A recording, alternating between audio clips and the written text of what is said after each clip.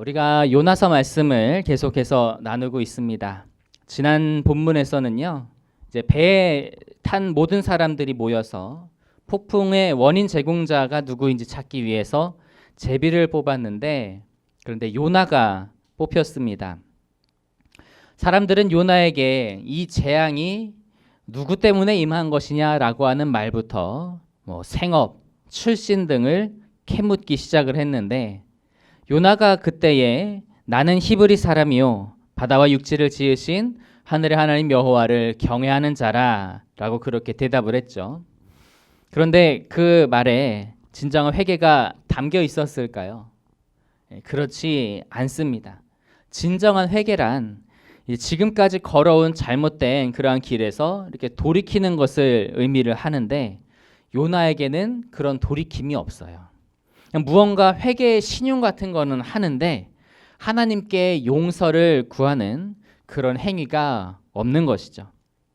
그래서 하나님은 요나가 직접 자기 잘못을 입으로 시인하고 그리고 회개하게 하시기 위해서 사람들을 통해 네가 어찌하여 그렇게 행하였느냐라고 말하게 하셨습니다. 하지만 요나는 침묵할 뿐이었죠. 요나에게 진정한 회개가 일어나지 않으니 이 상황도 점점 더 좋지 않게 변해가고 있는 것을 봅니다. 우리 11절 말씀 같이 보실까요? 본문 11절 같이 보겠습니다. 시작. 바다가 점점 흉용한지라 무리가 그에게 이르되 우리가 너를 어떻게 하여야 바다가 우리를 위하여 잔잔하겠느냐 하니. 자, 바다가 점점 흉용해졌어요. 더 파도가 심해지고요, 거칠어졌어요.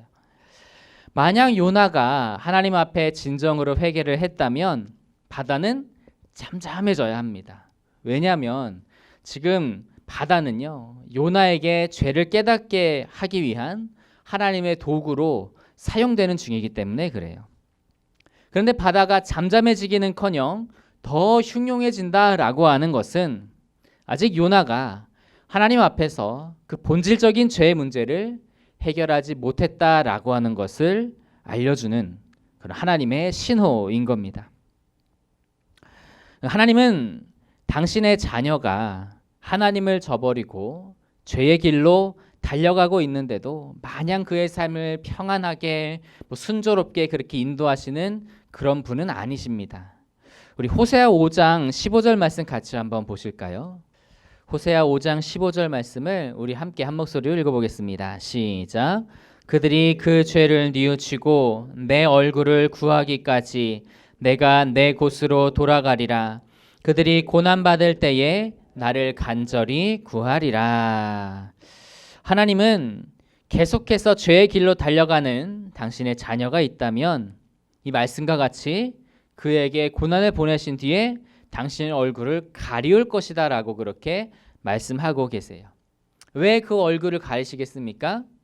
그 자녀를 사랑하시기 때문에 그래요. 그가 더 이상 그 멸망의 길, 그 죄의 길로 나가는 것을 내버려 둘 수 없기 때문에 그런 거예요. 하지만 그가 고난 중에 진정으로 회개하고 하나님의 얼굴을 구하면 하나님은 다시 그에게로 얼굴을 향하는 그런 분이시다라고 하는 거예요. 그렇기 때문에 오늘 본문에서 점점 바다가 흉흉해지는 것은, 거칠어지고 파도도 강해지는 것은요, 사실 요나를 향한 하나님의 사랑입니다.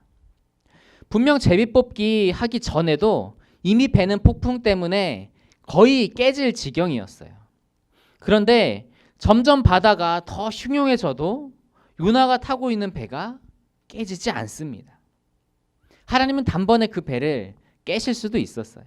하지만 요나가 그 완고한 마음을 돌이키기를 원하셨고 하나님은 그것을 오래도록 기다리고 계시는 겁니다. 요나를 끝까지 사랑하고 계시는 것이죠. 만약 우리에게도 점점 이렇게 흉흉해지는, 거칠어지는 그러한 폭풍이 있지는 않습니까?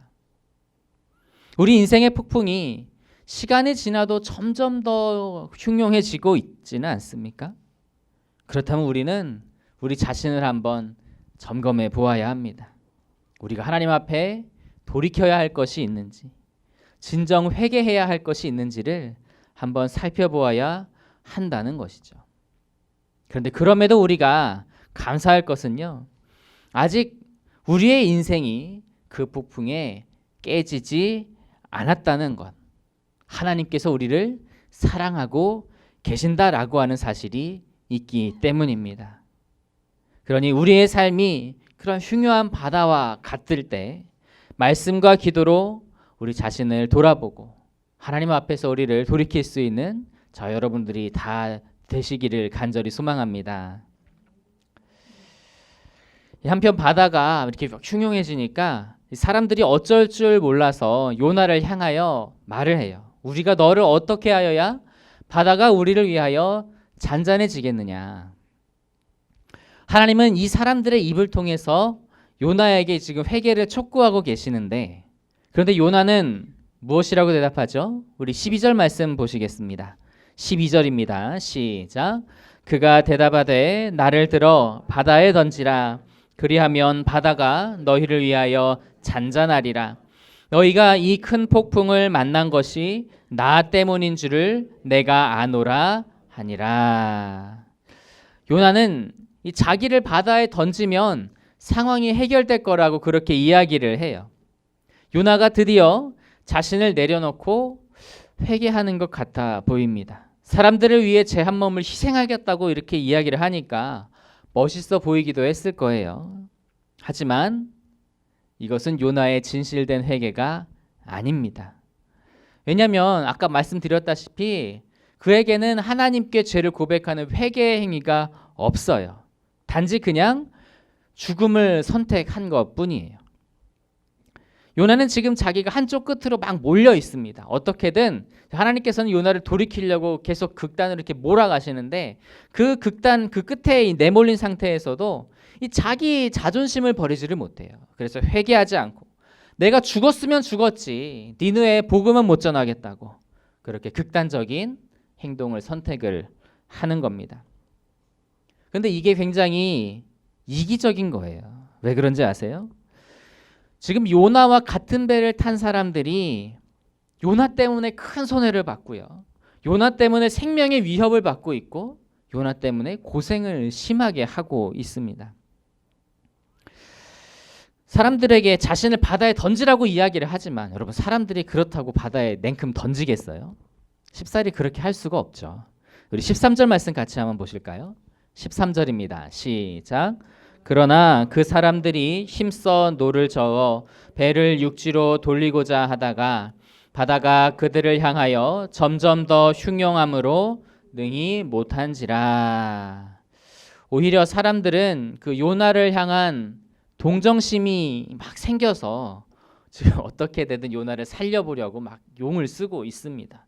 한마음 한뜻이 돼서 뭐 육지를 향해서 노를 막 젓기도 하는 등 힘을 쓰고 있는데 하지만 결국 하나님의 뜻이 있기 때문에 성공하지 못하고 바다는 시간이 지날수록 더 흉흉해지고 있는 거예요.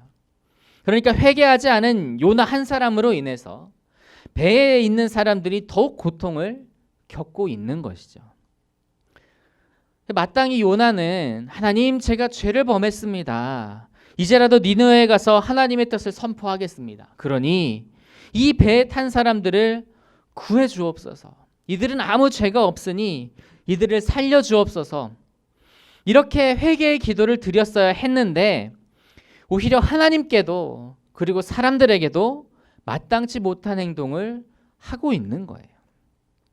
하나님은 요나를 끝까지 사랑을 하고 계시지만 요나는 하나님을 피해서 끝까지 도망가고 있는 겁니다. 우리가 인생의 그 폭풍이 흉흉함에도 불구하고 우리가 하나님 앞에서 우리를 점검하지 않고 또 우리가 하나님 앞에서 회개하지 않으면 우리는 주변의 사람들을 힘들게 하는 겁니다.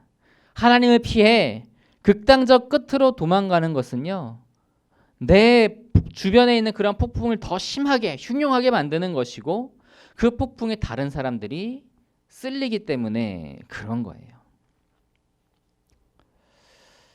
그런데 하나님은 이제 다른 사람을 통해서도 니느웨를 회개시킬 수 있으신데도 끝까지 요나를 인내하시면서 기다리시는 이유는 그 요나를 사랑하시기 때문입니다.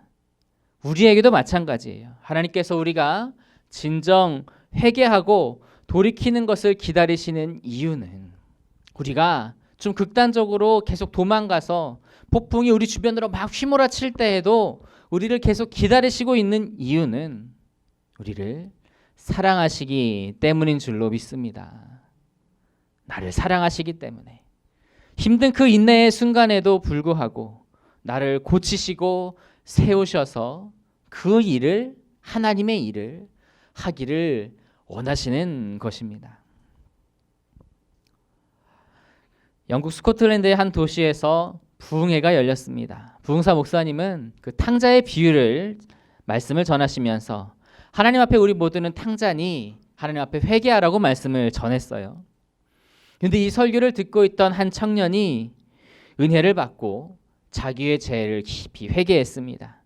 그는 어느 시골 부잣집에 살던 그런 외아들이었는데 그 시골 생활도 싫고 홀어머니의 잔소리도 싫어서 집에서 그런 값비싼 귀중품과 재산들을 좀 챙겨 나와가지고 10년째 집에 들어가지 않고 있던 거예요.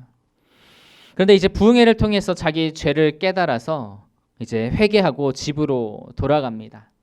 그런데 집에 가보니까 밤중인데 대문이 활짝 열려 있어요. 그리고 대문 위에는 등불이 환하게 비치고 있는 거예요. 집 안으로 들어서는데 그 늙으신 어머니가 아들이 오는 것을 보고 뛰어나와 눈물을 흘리며 아들을 맞아 주셨습니다. 그런데 청년이 왜 대문이 열려 있냐고 어머니한테 그렇게 물어보니까 어머니는 그 아들이 집을 나간 뒤에 한 번도 대문을 잠근 적이 없고 또 집이 잘 보이도록 등불도 매일 밝게 켜 놓았다라고 하는 거예요. 이 말을 들은 그 아들은 어머니의 사랑을 깊이 깨닫게 되었고 또 죄인을 기다리고 용서하시는 하나님의 은혜를 깊이 깨닫게 되었습니다. 그래서 훗날 그 스코틀랜드 지역에 영향력 있는 부흥사가 되었다고 합니다. 여러분, 이와 같이 하나님께서는 우리 또한 진심으로 돌이키기를 원하고 계시는 줄 믿으시기 바랍니다.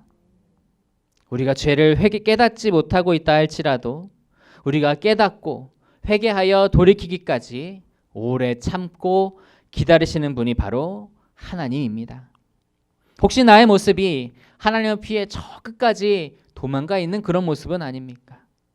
만약 그러했다면 하루속히 하나님 앞에 회개할 수 있기를 바랍니다. 우리를 사랑하여 인내하고 기다리시는 하나님께서 분명 그 회개를 기쁘게 받으실 것이고 또한 그 삶을 인도하셔서 복되고 형통하게 사용하여 주실 줄로 믿습니다. 그래서 주님 안에서 우리가 주님께로 온전히 돌아갈 수 있는 우리가 될 수 있기를 간절히 소망합니다.